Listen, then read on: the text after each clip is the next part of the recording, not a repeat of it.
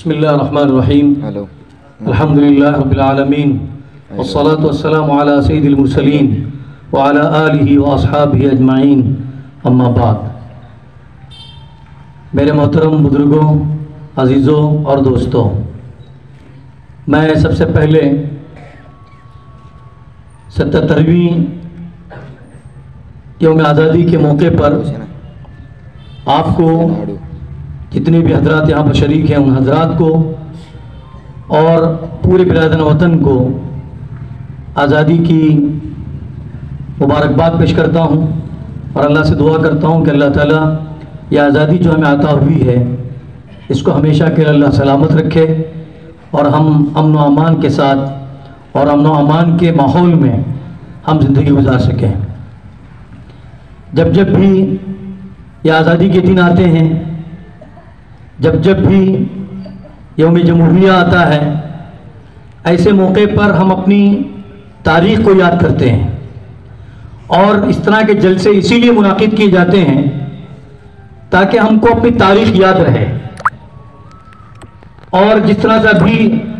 مجھ سے پیشتر انہوں نے اشارتاً ایک بات کہی کہ برسر اقتدار جو حضرات ہیں ان کی کوشش رہی ہے اور کوشش ہو رہی ہے کہ دھیرے دھیرے ہماری جو اصل تاریخ ہے اس تاریخ کو مسخ کر دیا جائے،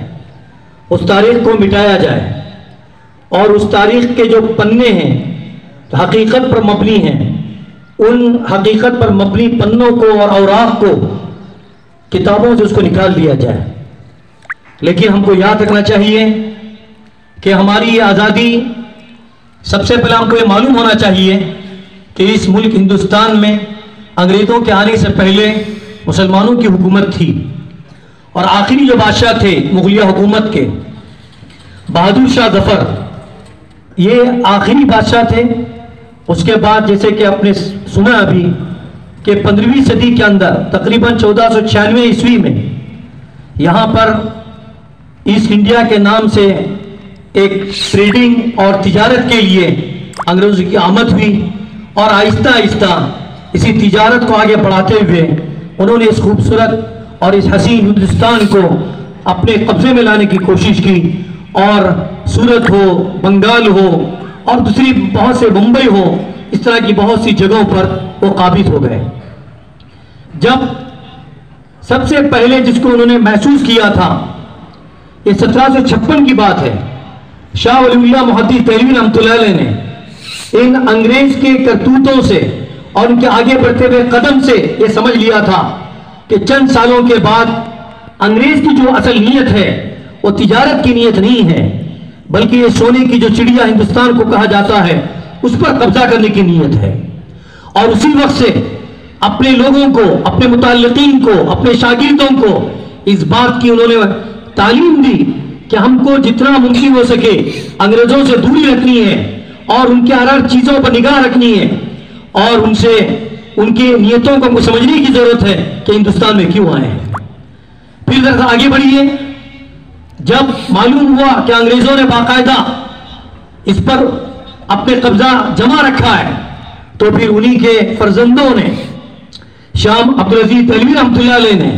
اس کے بعد شاہ اسماعیل شہید رحمۃ اللہ علیہ نے، سید احمد شہید رحمۃ اللہ علیہ نے باقاعدہ طور پر اس ہندوستان کے اندر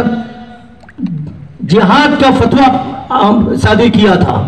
1803 کی بات میں کہہ رہا ہوں، جب ٹیپو سلطان شہید رحمۃ اللہ علیہ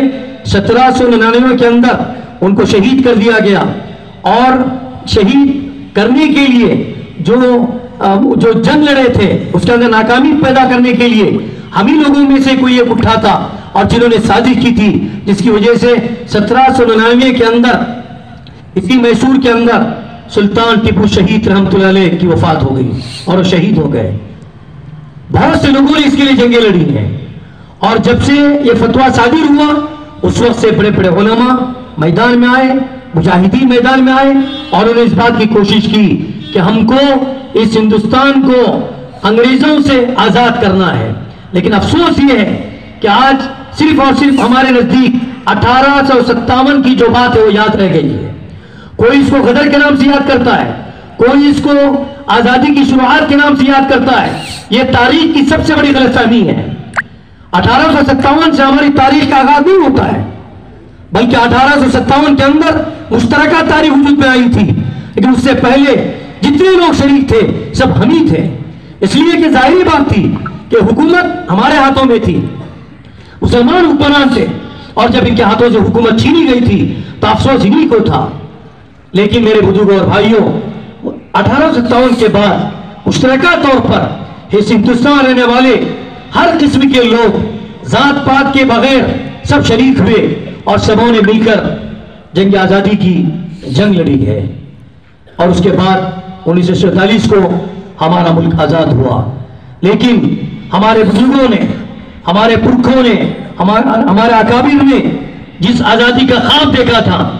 آہستہ آہستہ اس آزادی کے خواب کو شرمندہ تعبیر کرنے کے بجائے اس کو الگ رخ کی طرف دھکیلا جا رہا ہے۔ آج اقلیتوں پر جو مظالم ہو رہے ہیں اور اقلیتوں کو جس رخ پر لیا جا رہا ہے، اگر اس تاریخ کو اٹھا کر دیکھیں گے تو انگریزوں نے ٹرینوں پر حملہ کیا تھا اور مسلمانوں کی جانیں لی تھی، انگریزوں نے لوگوں کو درختوں پر باندھ کر ان کو گولیاں ماری تھی اور ان کی جانیں لی تھی، انگریزوں نے چلتے ہوئے عورتوں پر حملہ کیا تھا، بچوں پر حملہ کیا تھا۔ آج کچھ اسی طرح کے کچھ معاملات ہمارے اس پیارے ہندوستان میں، آزاد ملک میں بھی دہرانے کی کوشش کی جا رہی ہے۔ یہ وہ ذہنیت ہے جس کو فکری آزادی کہتے ہیں، جو فکری آزادی ہم کو ہونی چاہیے تھی، جو ہم کو ہمارے سماج کی جو آزادی ہونی چاہیے تھی اور ہر طرح کی جو آزادی ہم کو ہونی چاہیے تھی، اس آزادی کو آہستہ آہستہ ہم سے چھینا جا رہا ہے۔ اس لیے ضرورت اس بات کی ہے، اسکولوں میں پڑھنے والے طلبہ ہوں، اسکولوں میں پڑھانے والے اساتذہ ہوں، یا ہمارے کالجز میں جانے والے طلبہ ہوں اور ہمارے عزیز نوجوان ہوں، ان سب کو چاہیے کہ اصل جو اس کی تاریخ ہے، اس تاریخ کی کتابوں کو آپ پڑھیں اور اس کو سمجھنے کی کوشش کریں۔ صرف 1857 کی بات نہیں ہے، بلکہ اس سے پہلے آپ دیکھیں کہ 200-250 سال پہلے سے جو کوششیں ہو رہی تھیں، کس طرح کی کوشش کی گئی ہے، اور اس کے بعد کس طرح سے یہ ہندوستان آزاد ہوا ہے۔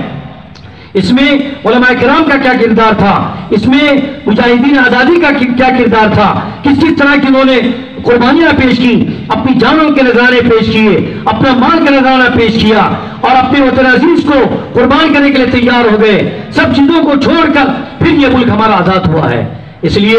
ہم آزاد رہنا چاہتے ہیں، ہم اس ملک میں پیار و محبت کے ساتھ رہنا چاہتے ہیں۔ جو فضا عام کی جا رہی ہے نفرتوں کی، اقلیت پر نفرتوں کی، اقلیت پر مظالم کی، جس میں جانے کی ضرورت نہیں ہے۔ آپ خود دیکھ سکتے ہیں کہ جن جن ریاستوں میں کیا کیا ہو رہا ہے اور کس کس طرح سے مظالم ہو رہے ہیں، کہاں کہاں پر کس کس طرح سے مظالم کی داستانیں لکھی جا رہی ہیں، اور یہ سب کیسے ہو رہا ہے؟ اقتدار کے ہوس کے اندر، اس اقتدار کے زوم میں یہ سب چیزیں ہو رہی ہیں۔ اس لیے مجھے اور آپ کو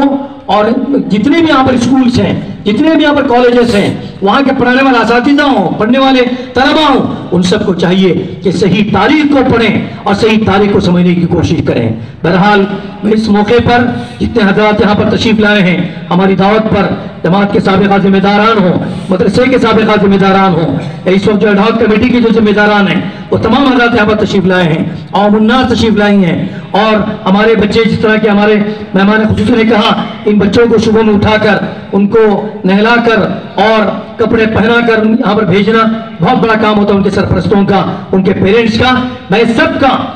ہمارے مدرسے کی طرف سے شکریہ ادا بھی کرتا ہوں